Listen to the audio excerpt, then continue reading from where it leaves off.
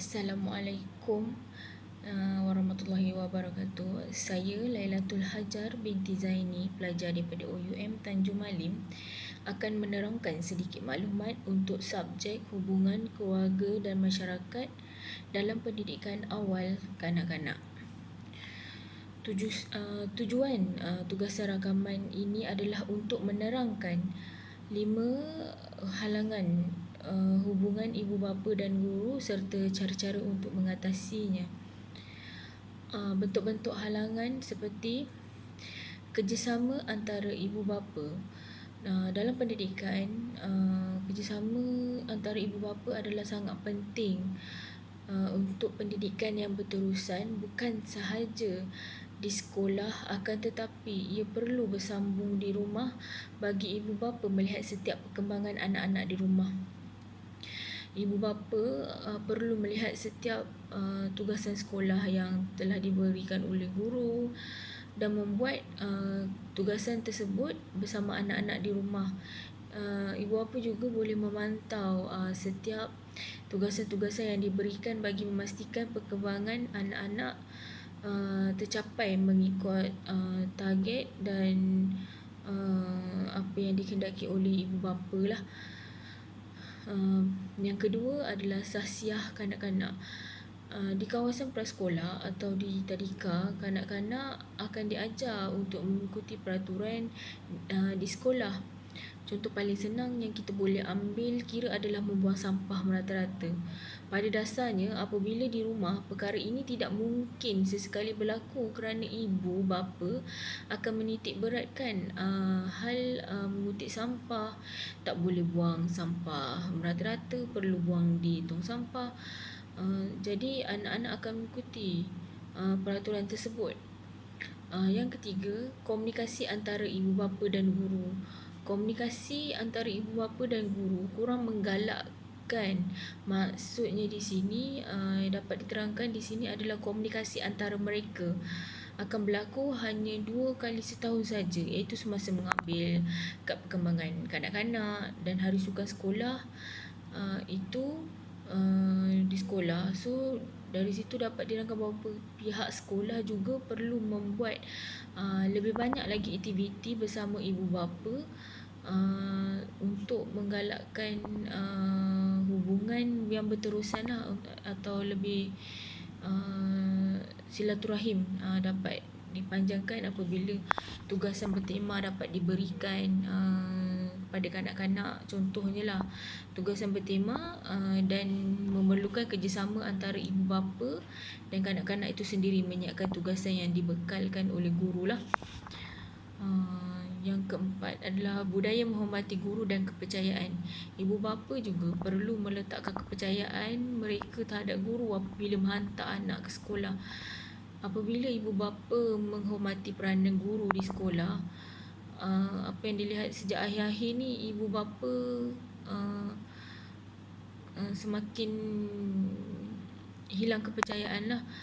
Sebab ibu bapa mempunyai tahap pendidikan yang tinggi dan mempunyai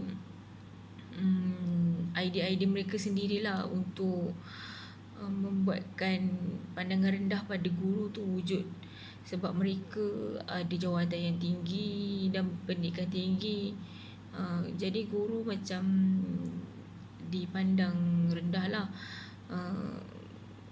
Jadi pihak ibu bapa perlu mendidik dan menerapkan budaya menghormati guru ini, supaya apabila hantar anak mereka ke sekolah, guru mempunyai peranan yang besar lah dalam menjaga anak-anak mereka.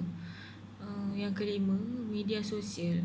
Ramai ibu bapa lebih senang berkongsi masalah di sekolah anak di media sosial seperti di Facebook, di Twitter, Instagram. Ada di kalangan ibu bapa akan terus menghantam guru di media sosial tanpa berbincang dan bersemuka terlebih dahulu dengan pihak guru dan pihak urusan sekolah. Jadi perkara ini akan membuatkan ada di antara kalangan-kalangan di luar sana akan memandang lebih rendah pada guru lah bila adanya kejadian hentam-menghentam guru di media sosial. pada masa kini juga semua perkara negatif antara ibu bapa dan guru haruslah dapat dielakkan. Jadi apa yang penting di sini, pihak pengurusan sekolah dapat mewujudkan lebih banyak aktiviti bersama anak-anak di sekolah bersama ibu bapa supaya perkara ini dapat dielakkan dan terusan berlaku. Perlu wujudkanlah aktiviti yang menggalakkan ibu bapa untuk terus mengambil tahu dan mengambil berat tentang anak mereka di sekolah. Apa yang dilihat pada sewaktu PKP pada 2020-2021, sesi persekolahan telah dijalankan secara dalam talian. Jadi apa yang dilihat di sini, hubungan ibu bapa dengan guru dapat dijernihkan semula apabila peranan ibu bapa seperti dikembalikan. Semula mereka mengambil tugas guru di rumah. Sungguh di luar jangkaan lah apabila pelibatan ibu bapa dapat diteruskan. Kerjasama daripada pihak ibu bapa juga bagi memastikan perkara ini terusan berlaku di rumah dapat diaktifkan semula lah apabila PKP ini berlaku. Perintah kawalan pergerakan apabila Malaysia dilanda wabak COVID-19. Jadi semua anak-anak dan pelajar yang perlu bersekolah mengambil pendidikan di rumah. Kerjasama pihak ibu bapa tu dapat diserlahkanlah apabila mereka memastikan pendidikan berterusan di rumah dan anak-anak mereka tidak ketinggalan. Selain tu, akses rangkaian juga terdapat di kalangan ibu bapa sanggup memberi internet kepada anak-anak mereka supaya pembelajaran tu terus berlangsung di rumah lah. Dan ada juga ibu bapa yang membekalkan alat pembelajaran. Terdapat di kalangan ibu bapa mempunyai pendapatan yang rendah tetapi mereka berusaha untuk membeli telefon bimbit, komputer riba. Kesanggupan ibu bapa juga mengambil tugasan yang telah print di sekolah daripada guru-guru adalah amat merangsangkan dan mendapat sambutan. Seperti sedia maklum, kekangan masa bagi ibu bapa yang bekerja pada siang hari tidak menghalang untuk ibu bapa meletakkan kepenatan mereka di tepi demi pelajaran anak sewaktu COVID-19 ni lah.